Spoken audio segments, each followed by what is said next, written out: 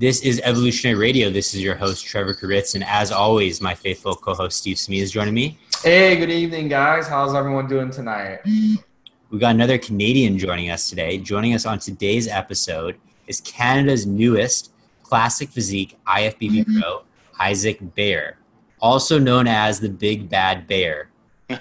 Yeah, that's me. How's it feel, Isaac? I mean, it's been not even a week now. Has it sunk in? Does it still feel like it's all a dream?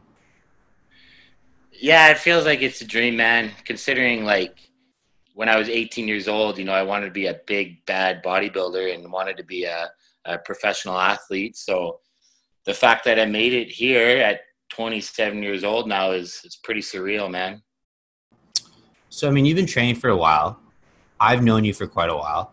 It's only in the last couple of years where your physique has really exploded. What have you been doing differently the last 2 years? Like, you kind of went from an average physique to a pro quality physique almost overnight. Like, you really have made a lot of progress the last 2 years. What have you been doing differently?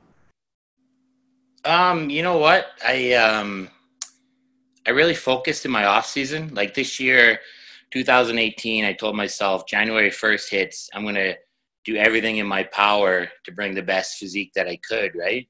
So in my off season, I dieted 100%. I trained 100%. I did everything to a T to make sure I brought in the best package possible. And then I think at my age now, I'm a little older, like 27. So my body's ability to really put on some good quality muscle I'm finally at that point in my life, right? So I attribute it to that. And then my new coach here, we did what's called DNA testing, and we really dialed down the foods that my body could utilize, and it really brought out a crazy, crazy physique in me this year, which was actually unbelievable. So Isaac, tell us a little bit about your background a little bit. Where are you from? How long have you been weight training? Where are you living now? I'm from Edmonton, Alberta, Canada. I started weight training at 18 years old. And I still live in Edmonton now. Did my first competition at 18 and did almost a show every year after that. Give us your weight, height, things like that too. I'm 5'10". Classic physique for my height and weight would be 205. So I weighed in at 204.7 this year. I just barely made the weight class. And I usually walk around 240 in my off season. So, okay. Yeah. Okay. We were talking off air, we were texting a little bit about this DNA testing. It sounds really, really interesting. So explain to us, like, what exactly is that? And then how do you get that done? Well, I hooked up with a girl named Carmen Torchuk and Matt Clary, and she works for a DNA lab, and they take a skin swab of your cheek. They send it out. 2 weeks later, they send me a PDF file of my genetic makeup, and it basically breaks down, what foods your body can use. We found out I'm lactose sensitive, I'm gluten sensitive, so we kind of based my foods around not around those foods, right? So we found with gluten, it caused severe inflammation, caused severe weight gain, water weight, with lactose, severe inflammation, weight gain. So once we pulled those foods out, I was generally just healthier. I felt better. It made training better, and, which made prep a lot easier, right? It's basically like taking a car, it works good on regular fuel, but once you put premium in it, it's that much better, right? What's the cost of getting something like that done? The full DNA panel is $1,000, but they break it up into sections. There's 4 different sections. Like, you can do strictly the foods, you can do the hormone panel. There's a few other panels to choose from. I did it all because mostly I did it because I wanted to be healthy. I had chronic fatigue. I was always worn out, tired. And Matt, he found out I have high iron production and high ALT enzymes, which cause chronic fatigue. So he put me on the proper supplements to counterbalance that, which actually made me feel better in the long run, right? And then obviously when you get the DNA testing done, you need a coach who can incorporate that DNA testing into your plan. And we did that. And my physique just changed dramatically. What else? What else did you see in that DNA test besides that? That kind of surprised you? My body doesn't like fats. It doesn't metabolize fats properly, which was surprising because every prep before that, we always incorporated a lot of fats, right? So I haven't touched a fat in, months now besides omega-3s and, stuff like that, right? But no peanut butters, no almond oils, no coconut oils, nothing like that, right? So how was your pre-contest diet? Was it like high protein, moderate carb, lots of vegetables, very low fat? Yeah, it was very, very high carb. And we found out my body doesn't need, a super, super high level of protein to put on muscle.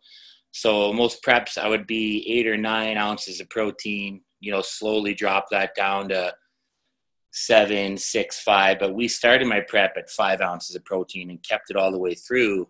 And we skyrocketed the carb intake. Like I was at 500 grams of carbs for the longest time. And I barely did any cardio because the foods were so dialed in that prep was easy. It was a blast this year. So I'm just going to play devil's advocate here because $1,000 is a lot of money to drop on this test. Did you do anything else differently? Did you maybe change your drug cycle? Maybe you think it could have just been like getting older? Or do you really think the change in your physique was all to this DNA test and tailoring a plan directly to the results of this test? No, it definitely wasn't just the test. I mean, that definitely helped. It helped in the health aspect of things. But I did carb cycling this year too. I've never done that. My previous preps I've done have been just less calories, more cardio, less calories, more cardio, right? And that's kind of the old school generic way of dieting for a bodybuilding show, right? But this way with the carb cycling, it worked really well. I've never done it before. So that was probably one of the biggest things that helped out as well, right?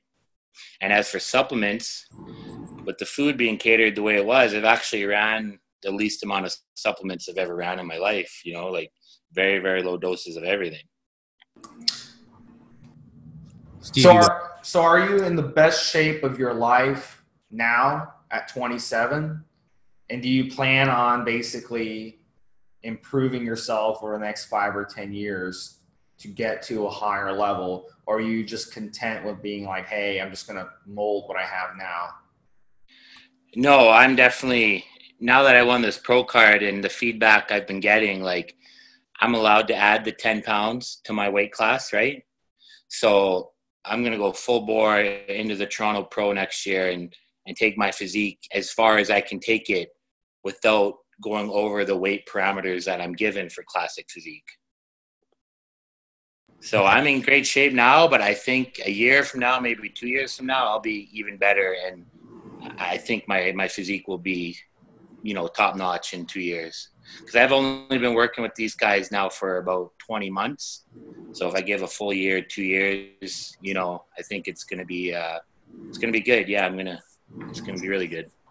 I can tell you guys just from texting Isaac off air, he's more motivated than ever. I mean, it's almost like you're that 16-year-old kid who's in the gym for the first time and like has never seen like a hammer strength piece of equipment before. Like, oh man, 100%, like 110%. I was kind of lost in bodybuilding because I competed with Chris and Regan when in heavyweights, those guys, back in 2015, and they both placed top 3, and I got 15th. And at that point in my career, I was like, what am I doing in this sport? Like I got 15th. I just got smoked, And then as time went on, now I won my pro card. I proved to myself that if you just stick with it and keep doing it because you love it, not because of the trophy, eventually you will be rewarded. And now that I won this pro card, I'm like, I'm motivated, man. I am that 16-year-old kid with his new bike ready to rock. Do you ever train at the Glenora World Health? Have you ever worked out there? Yeah, a few times, yeah. Yeah. That was the first like real gym membership I got when I was 16. And before that, I was just working out in my basement, right? So it was just like a barbell, some dumbbells, like a bench. And I remember walking in there and it was like almost like it was like I went to Disneyland. Like, oh man, 100%. I know exactly what you're talking about. I literally spent 9 hours my first workout because I wanted to try every single machine and yeah. every single cable I wanted to try, and I was like, I didn't even know like half those pieces of a cardio existed. Like, I didn't even know like you could get a rower, or like there's 5 different types of ellipticals. Like, yeah. Oh man, I know exactly. Like, I grew up in a really, really small town outside Edmonton, and there was one little gym, and then when I moved to Edmonton and I had all these gyms to choose from, my mind was blown. So the first listener question we have is from Dena, and he says, here's a question for Isaac. How do you balance your work schedule with your training and eating? Often being in the trades, you may have a long day, so what is the key to being prepared to staying on track with your meals? What is your favorite routine with training, meal prep, and work? Example, work 9 to 5, train 6 to 7:30, meal prep 8 to 9. This might sound kind of lazy, but I find the biggest thing that helped me, because I'm a mechanical contractor. I do a lot of physical labor. It's trade work, right? So I just hired a food prep guy, and he's been my food prep guy for about 4 years now. So getting my food prepped, weighed, and cooked, all I have to do is just thaw it out, which saves me a hell of a lot of time than cooking every night, right? So the food prep definitely helps. And then working in the trades, I have a pretty good set schedule where I get a break every 3 hours. So I can eat my meal at 9 o'clock, eat my meal at 12, eat my meal at 3, and then I just go train after work, right? I mean, I've been doing it for so long, it's just second nature, working in the trades and doing the training and the food prep and all that stuff. So it's kind of hard to explain, but I just do it. If you really love something, you just do it, you make it work. So, I mean, Isaac, to all the guys, you start doing this at 18. Talk a little bit about to the other guys who are, 18, 19, 20, who want to follow in your footsteps. Did you go to college? Did you work, 1 or 2 jobs to kind of make it in bodybuilding? Or have you been able to kind of support yourself via bodybuilding, through sponsorships and stuff? For any guys listening who are, want to follow in your footsteps, is there a way to do it without having to work full-time or part-time? I'm sure there is a way to do it without having to work. But I mean, with me, besides bodybuilding, I also, I wanted a house, I wanted a decent vehicle. So I had to work. So I did 4 years in school, and post-secondary education at college. And I always just, with that, it allowed me to, have the money to buy 3 or 4 gym memberships and buy the supplements that I needed and pay for my hotels to travel to Vancouver to compete and stuff, right? So for a younger guy who wants to compete, just it kind of depends where your mindset is at. If you want to do it full bore off the start, you got to get money from somewhere to do it. Because I've never had a sponsor. I've never been a supplement rep. I've never been a brand ambassador. I've always paid for all my own stuff. So if you're a younger guy, want to come up in the sport, like if you can get a sponsor to do it, But if you can't, yeah, you gotta work and you gotta make it work, right? And then now, are you still working, or are you just doing the bodybuilding full time? Can you support yourself? Still working. Yeah, I'm actually. That's why I was late for the call, because I just got off work. And I just checked my email right once Trevor said what's up. So, yeah, I plan on working. I mean, obviously the dream is to do it full time, and I would love to do that 100%. But it's pro bodybuilding. It's not the NHL, right? So you gotta put in your time even when you're a pro to make a living out of it, right?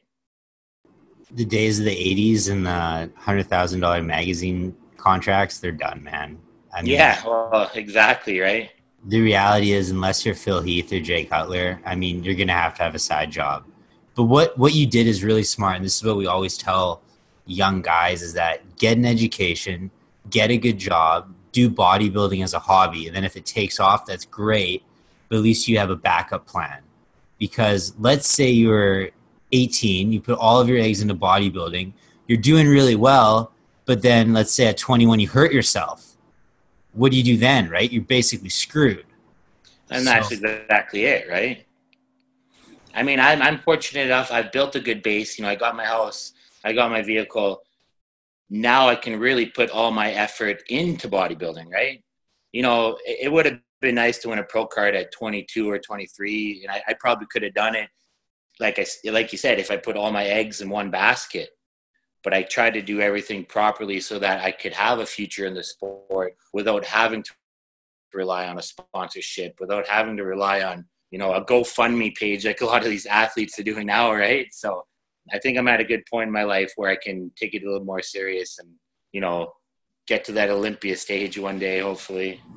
So Isaac, Steve and myself, we get questions on a daily basis from, 18, 19-year-olds. They think once they become an IFBB pro, it's almost like the stars are going to align. They're going to have 5 different emails from Muscle Tech and Muscle Farm saying, we want to give you $100,000 sponsorship. Tell us, real world, like you just turned pro 4 days ago. How different is your life compared to when you weren't a pro? You know what? It hasn't changed at all. The only difference is my Instagram name says IFBB Pro in it now. Pretty much. Pretty much. Yeah, I mean, obviously, I've gotten a lot of contacts from people saying, good job, you're doing well, we see you have a bright future in the sport. But as for my life changing, it's changed in the fact that I've reached a lifelong goal, like a dream that I had from when I was 18. That's changed. I've reached my goal. But as for anything else, I'm still working my construction job, still going to be paying my rent and all that stuff, right? Nothing's changed. Not yet, anyways. I hope it does. You still have to pay taxes and stop at red lights. Yeah, 100%, man. I'm just a normal dude. So being 27, being Canada's newest IFBB pro, looking back, what are some things you could change and kind of tell that young Isaac first starting working out?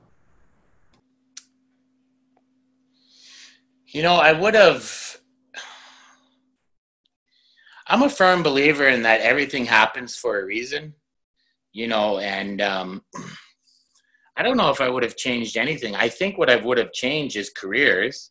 I would have went into kinesiology and done that instead of the trades, but I'm kind of happy with where I'm at in my life and how things have panned out. I think I'm at a good age where, my career can take off. Steve, do you have any questions for Isaac, or do you want me to keep going? I mean, there is, I don't want this part on air, but if I could have changed, I would have hired a different coach at a younger age. Because I know with this new coach, he really brought out the best in my physique. But being me, I'm a pretty loyal person, so I had the same coach for years, and she was always like, oh, it's your genetics. That's what's holding you back. You're one of those guys with great shape, but you can't put on lots of muscle. And I hired this new coach, and Matt was like, dude, your physique is like crazy. He's like, I can turn you into a pro, no problem. He's like, it's not your genetics. It's the coaching, right? Which I learned. What was the coach doing differently that kind of switched the light bulb on? Segueing on Steve's topic, for maybe a young guy who's looking to get serious into bodybuilding, he's looking to hire his first coach. What should someone do when they're when they're shopping for a coach? Like, what, in your opinion, dictates a good coach versus a bad coach? A good coach versus a bad coach? I mean, obviously do your homework. See what titles they have won. See what kind of conditioning the athletes are coming in at. See how the bikini girls look, how the figure girls look, how the bodybuilders look. There's a lot of good coaches out there who bring guys in shape, but into the show, 10 weeks out, they're feeling like garbage. They're flat, they're skinny, they're doing 85 minutes of cardio. Yeah, I mean, every coach is good in their own aspect. Like my previous coach, she was awesome. She's an IFBB pro. She did well. She taught me how to be a good bodybuilder. She taught me what it meant to sacrifice to get where you need to be, right? But as I grew up and I grew older, I learned there's different dieting techniques. There's ways of getting your metabolism healthy so you don't have to do all the drugs. You don't have to do all that cardio, right? So can you be specific in terms of what you just said, in terms of diet and metabolism? What are some specific things that you changed that can help a lot of young guys listening to this improve? Like what I changed now versus older coaches, you mean? Yeah, exactly. Well, like I said, the DNA testing really catered it down. I mean, the carb cycling was a big change compared to what I'm used to. And a different style of supplements that I've never ran before that worked out well, right? So, I mean, I could go on for hours and hours. I don't really want to bash my old coach because she already gave me shit. No. You're not bashing her. You're just talking about what works for your body, right? And someone, and when you're shopping for a coach, it's like car shopping, right? So let's someone sends an email to me, Steve, and Isaac inquiring about our coaching businesses. If they pick you, Isaac, that doesn't mean I'm a bad coach. That just means your personalities might sync a little bit better. Right? Exactly. And it's everyone has a little bit different methods, different philosophies, different educations, different backgrounds. So if if you work with me and then you want to try working with someone else, that's not a bash against me. You could drive a Toyota Camry. It could be the best car you ever drove, but maybe you want to try a Mercedes, right? That doesn't mean there's anything wrong with that Toyota Camry. If someone asked you your thoughts on that car, you'd say, hey, it was a great car. I highly recommended it. I just want to try something new. And that's exactly it. Like I've had 3 coaches, and every time I switched coaches, it was mostly to learn for myself because I do coach clients. I've coached a few clients who have won some shows, and it's all about just learning different techniques. You know, the old coaches taught me the difference between low calories, you know, high cardio. This new coach taught me how to carb cycle properly. You know, it's just each coach for me is a learning experience so that I can put that into my clients and coach them better, right? So it wasn't necessarily, I'm switching coaches because they suck. It was, I'm switching coaches because I want to learn more, you know?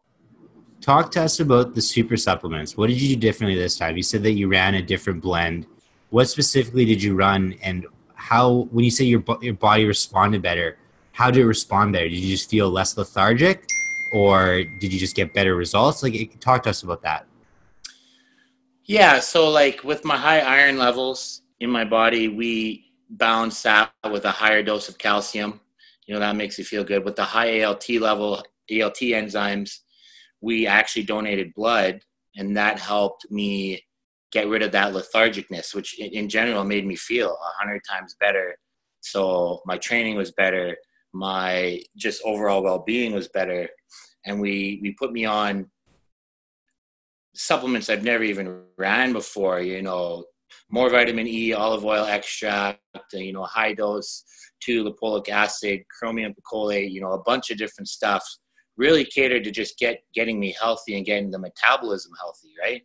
And once that was dialed in, like I didn't need to do 85, 90 minutes of cardio. I did 30 minutes of cardio starting 5 weeks out, which is, for me, is unheard of. I've never done that in my life, right? When I said supplements, I meant drugs. Okay, yeah, I'm not sure, like, if you wanted to say that or not, right? No, but you can talk about drugs openly on this podcast. Yeah, like steroids, you mean? Steroids, growth hormone, insulin, the holy trinity. Should I talk about that? I don't know if like that's gonna look bad on me. Like as a pro, like I know a lot of pros don't talk about that stuff, right? That's what people want to hear, man. If you're not comfortable talking about it, you can just say no comment. But most pros talk about drugs. You don't have to. Do they really though? I don't know. I don't want it to. I'm just a new pro though. I don't want like a supplement company. No, we know you're natty. Don't worry. We had what's the guy's name? I'm not natty, obviously, right? I just. Who do we have, Trevor? We had a Mr. Olympia on. We had Frank Zane on. Frank Zane, and after we asked him about steroids, he got so pissed. Yeah, I'm not opposed to talking about it. I just don't want someone to see this and be like, oh, well, it's all steroids and shit. You know how the industry is, right? It's not all steroids, but it's a big part of it. It's a huge part, right? you don't have to talk about it, but I think part of the reason why bodybuilding now is not as popular as it once was is back in Arnold's day, no one really knew about steroids or knew that they were taking steroids. Yeah. So you look at those physiques, they would go, oh, wow, like that must take so much hard work. Like, look at how much muscle they have. Whereas now people know about steroids, so they think, oh, all that guy did was take steroids. Like they don't that's what everyone thinks, right? Work it still takes. They're just like, oh yeah, I would. Isaac's physique, I could take some Winstrol and I would look like that too. You got some fat guy. Yeah, right. Hey, talk a little bit about that, Isaac, because what the dirty secret is most people in a normal meathead gym are either on steroids or have taken steroids, and they look like shit.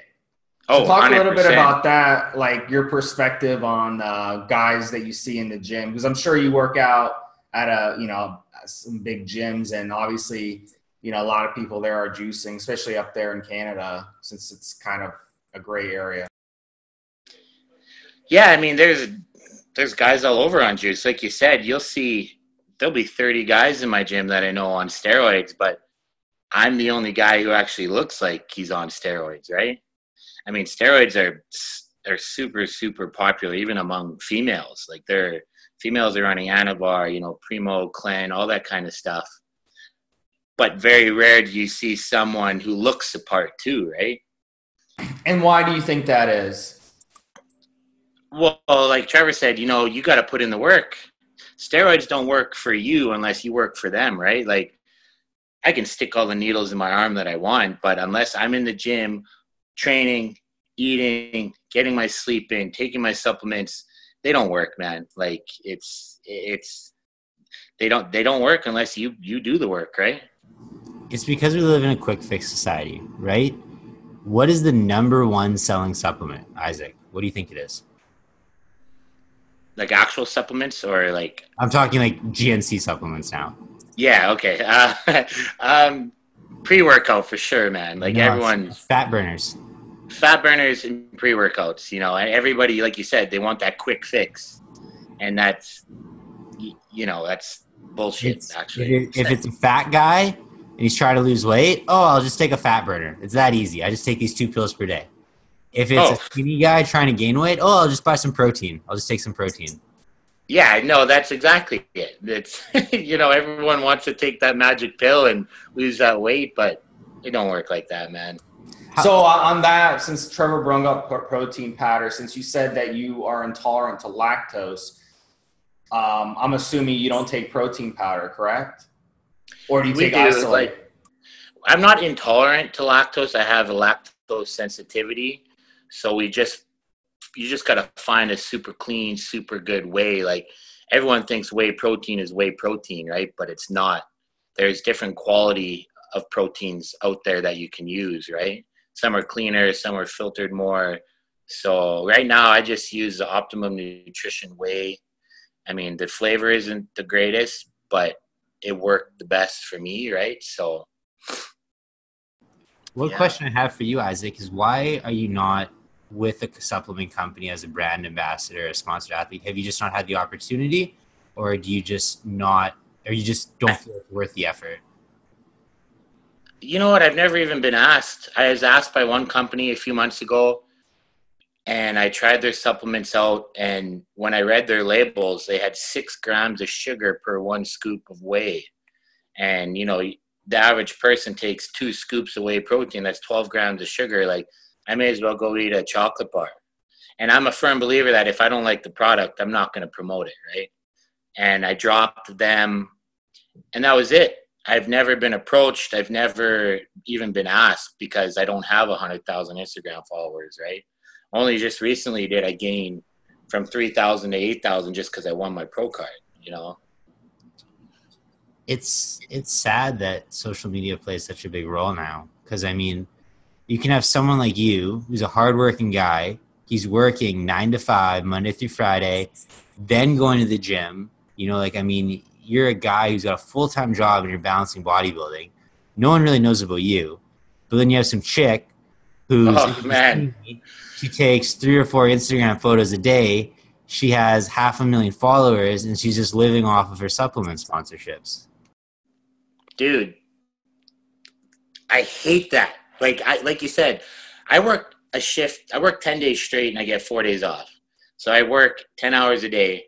I bust my ass, you know, and I feel I do have like a world-class, I don't want to sound cocky, but I feel like I do have a world-class physique, you know, and it does suck. I see a girl who posts 3 selfies, has 200,000 Instagram followers and gets paid, where there's a guy like me who busts his ass, who works hard, and I got nothing, you know. But I don't mind that either. Like, I don't mind being the underdog, you know. I don't mind working my ass off to get where I need to go. It doesn't bother me, right? I'm not jealous of these people, you know, because I know one day if I work hard enough, I will get somewhere. Someone will notice me and want to take me on and help me out, right? So it's only a matter of time. Steve, what are your thoughts on this? This is something we've talked about off air quite a bit. I mean, Steve's a little bit older than us, so he was before this whole social media era. Yeah. I mean, the problem with social media is that anyone can just go on there and be anonymous. And, you know, there's a lot of, anyone can just post pictures and Photoshop them and stuff. So you're not getting the authentic person. So a lot of it is clickbait. A lot of it is just like getting attention and, you know, let's get popular off doing something stupid like Vitaly. Do you know Vitaly? He's a YouTube guy. He's got millions of followers on YouTube, and he got popular from doing stupid shit, from like streaking at the World Cup, streaking at the Super Bowl, doing stuff like that. And he got tons of followers, and then he came out with a supplement, which is complete bullshit, and it sold out, you know, and the guy doesn't even lift or anything. So, you know, it's one of those things where you know, it is what it is, but it's so watered down now that if you didn't start years ago, it's not going to even matter at this point. So, yeah, I just stay away from it. I'd rather, you know, not even get involved in social media. It's just a bunch of people with different opinions, and I'd rather just I think it's not even worth my time. So, but Trevor, you know, Trevor's doing well, you know, with his social media. He's getting a lot of work and stuff, and hey, you know, good for him. I got nothing against it. Though, Steve, like I make like 1 or 2 posts a day. Like I'm actually busy doing stuff. Like I don't have time to Instagram story every single meal and like Instagram story. Well, that's exactly it. I work a full-time job. People are like, why don't you post more? You know, why don't you do this more? I'm like, man, I don't have time to sit there and record every meal and post every workout and take a selfie at the perfect angle all day. Like, I'm a regular dude who, you know, yeah, I'll do 1 or 2 posts just because I have 5 minutes to spare, right? The sick thing is, some of these YouTube guys who have so many followers, every video they post, they're making thousands of dollars off that video. It's just, it's really crazy, man. You know? And as Joe Rogan would say, the best thing to ever happen is social media because it gives everyone a voice.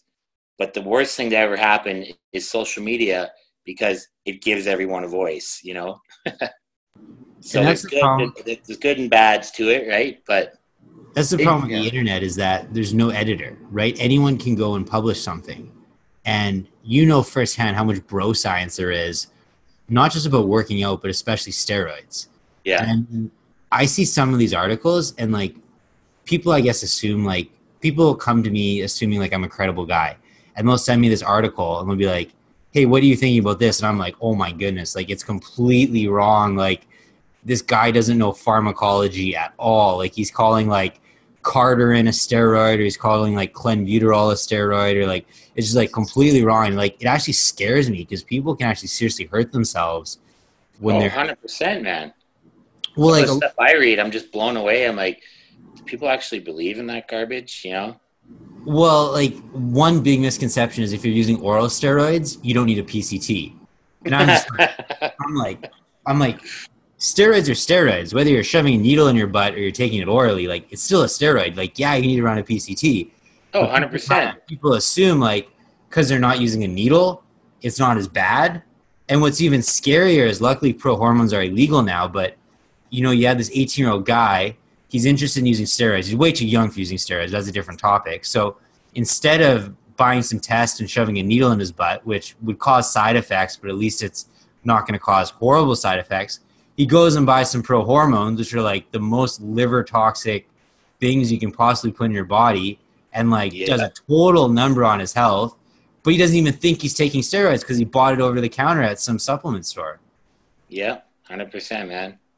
It's getting scary. Oh, super scary. Like I've had a few friends, hurt themselves pretty bad in the sport.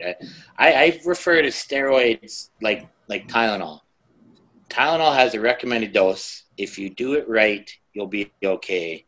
Versus if you abuse your Tylenol, you're going to hurt yourself. Just like steroids, if you do a proper dose, you get your blood work done, you'll be fine. But as soon as you abuse it, you can cause damage, right? So Isaac, we got a listener question for you. He wants to know what a day of meals looks like for you. So I know you carb cycle. You can just do let's say a medium day. And you don't have to get in specifics. You don't have to say weights and everything. Just let us know what meal 1 looks like, meal 2, meal 3, things like that. Well, I carb cycle for contest prep. Off season, it's not as much carb cycling because the carbs are super high. But for my prep, we would do 3 low carb days, then we would do 2 medium days, and then 2 high days. So on a low carb day, I would wake up, 80 grams of casein, 2 ounces of oats. That's meal 1. Meal 2 on the low carb day was just 10 ounces of veggies, 8 ounces of chicken. Because when we would have a lower carb day, we'd have a little bit higher protein levels, right? So then meal 3 was the same, 10 ounces of green beans, 8 ounces of protein. Pre-workout was just the option of 8 ounces of chicken or 80 grams of whey. Post-workout on the low carb day was again green beans, chicken, and then before bed, next meal 6, was 2 ounces of oats and 80 grams of casein. But that's low end of, that's not much food, just a high level of protein.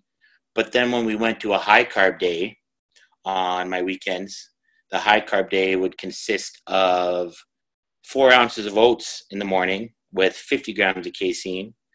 The next meal would be 10 ounces of rice, 5 ounces of chicken. Meal 3 was 10 ounces of rice, 5 ounces of chicken. Pre-workout would be 10 rice cakes and 50 grams of whey. And then post-workout on the high-carb day would be 75 grams of raw unpasteurized honey, 12.5 ounces of rice, 5 ounces of chicken. And then before bed, meal 6 again was 4 ounces of oats and 50 grams of casein. So that would be the high-carb day. So there are 2 pretty drastic changes in food volume and carb intake and protein intake. But that cycling, that kind of cycling worked well for my body for sure. You're probably pretty hungry on the low carb days, hey? You know what? It wasn't too bad. It wasn't bad, man. Compared to previous preps. On my previous preps, I'd be jonesing for that chocolate bar, and that next meal. But the higher carb days, you're eating food throughout the day, such a high volume. It kind of satisfied those cravings for 4 or 5 days, which really helped. So that was good. I mean, how many days per week were you working out? I'm a firm believer now in rest days. Your body doesn't recover unless you're resting, unless you're sleeping, right? A lot of younger guys I see doing preps, they're training every day, full bore, 100%, which can have reverse side effects, negative side effects for weight loss and muscle gain. So my training schedule was 3 days on, 1 day off, no cardio, no weights, just relaxing and letting my body recuperate. So it'll be 3 on, 1 off, 3 on, 1 off. That's really smart. And that's something that as you get older, you realize the importance of rest. Because I'm sure you remember being 18, you're like, rest days, that's for pussies. Oh, dude, yeah. I've done preps where 16 weeks, cardio every day, weights every single day, not one rest day till the show. And then even after the show, when you need to rest, still in the gym, still training 100%. Like, and now that I'm older and more educated, I'm like, damn, man, like, what am I doing? The rest days are so important. It's crazy. What I always try to do is that rest days suck, right? Rest days are the worst day of the week. So what I do is I make that day the day I get groceries, I do meal prep, I do laundry, I do all those things that you have to do so that the day flies by. Because otherwise you're just like, oh man, this sucks. I want to go to the gym so bad. Well, and that's, for me, the gym isn't just, oh, I'm going to go smash weights and get huge. It's therapeutic. It's therapy for me. It helps me relax. It helps me calm down. I sleep better. So on my rest days now, I play golf. As counterintuitive as that sounds, a big dude playing golf doesn't seem like it works out well. But yeah, on my rest days, I try and play golf. It's a little bit of exercise, and it keeps me calm too, right? So, how do you guys play golf up there during the winter? It's winter golf. Yeah, no, it's funny. I actually have a virtual golf indoor course right near my house. So in the winter, I'll go, hit a few balls in there. But during the winter, I don't play near as much golf. I'll probably just train on my rest days. So what else do you like to do, Isaac? Tell us a little bit about your hobbies, and besides golf, what are some things that bodybuilders do? I would have never guessed that a bodybuilder play golf. I think that's the first time a bodybuilder ever said they play golf. So what are some other things you like to do? A lot of people are like, dude, how do you swing a golf club? And when I was younger, I actually played national level golf before I got into bodybuilding. So that's kind of why I keep doing it. But on my days off, when I'm not playing golf and I'm not in the gym, I read quite a bit. I try and read as much on the nutrition side of things and the steroid side of things. Just always keep my brain going and keep educated. Because like Trevor said, there's so much shit on the internet that's false and wrong. I try and find the right stuff out there, even though it's hard, because I'll read something and think it's true, and then I'll read the next article and it's completely wrong, right? So, and I also work a lot. I work some pretty crazy hours. I don't get much downtime. So on my downtime, it's just golf and reading and watching movies with my girlfriend, man. Since you're on the trades, are you burning a lot of calories from your work? Oh yeah, man. It's it definitely helps with prep, that's for sure. Yeah, it's not like you have a desk job where no, you're just on your ass all day. So that's difference. 2 weeks out from my show, I was up on a 12-foot ladder with a blowtorch heating up copper pipes. People are like, "How do you do that, man?" I'm like, "Man, I just love bodybuilding, so I'll do whatever it takes to come in on stage and do it properly." There's been times where I've been digging dirt out on the job site 2 days out of a show, right? Water loading, running to the bathroom every 20 minutes. And, just like I said, if you love something enough, you just do it. You make it work, right?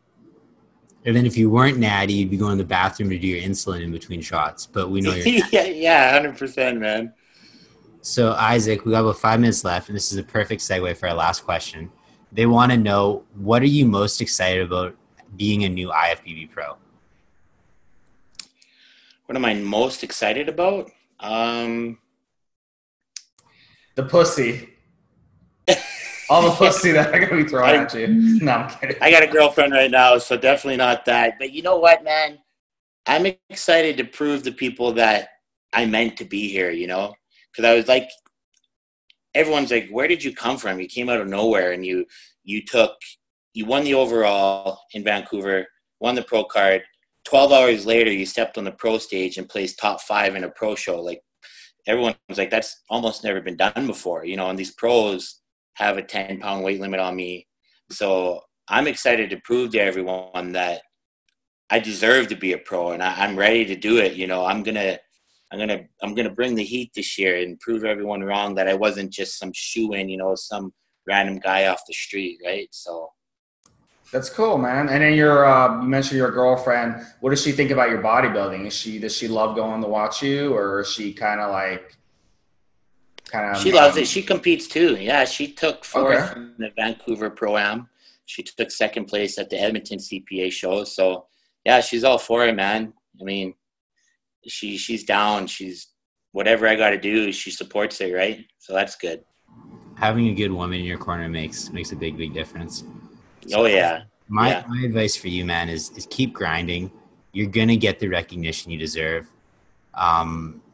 It's like that age-old saying, the truth always comes out.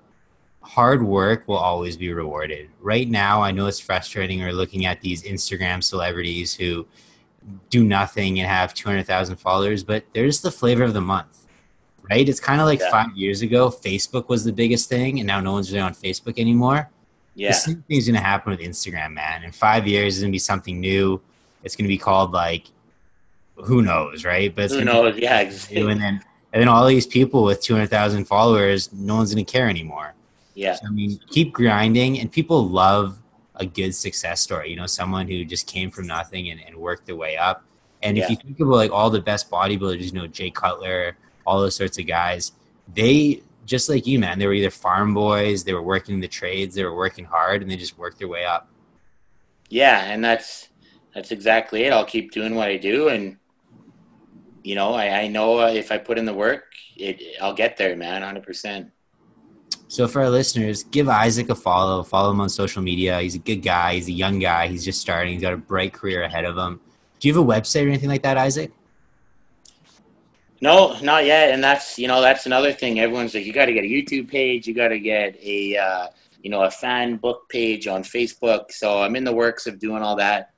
Like I said, I'm just a regular guy who loves bodybuilding, man. So this is all new to me. So it's going to take me a little while to kind of build on this. I'm going to use this momentum to hopefully get my name out there. And yeah, so it's all in the works, man. I'll be in Edmonton over Christmas. We'll get a workout in for sure.